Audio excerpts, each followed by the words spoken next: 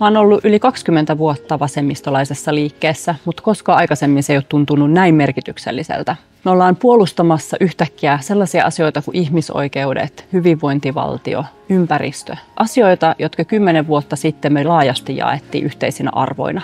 Nyt on kylmät tuulet, kylmät arvot liikkeellä ja siksi tämä vasemmistolainen politiikka tuntuu entistäkin tärkeämmältä.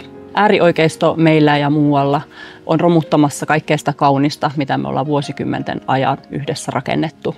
Meillä Suomessa Orpon hallitus ajaa ihmisiä köyhyyteen, työttömyyteen, uusia lapsia köyhyyteen ja jopa asunnottomuuteen. Mä en voi katsoa tällaista sivusta. Mä oon itse niin hyvinvointivaltion lapsi kuin olla ja voi.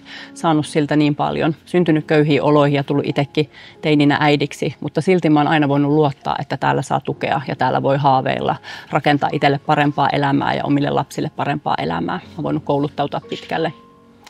Ja se on oikeastaan se suurin motivaatio, minkä takia mä oon politiikassa itsekin. Se, että tämänkin päivän lapsilla ja nuorilla olisi taustasta riippumatta mahdollisuus tavoitella unelmiansa, elää hyvää elämää.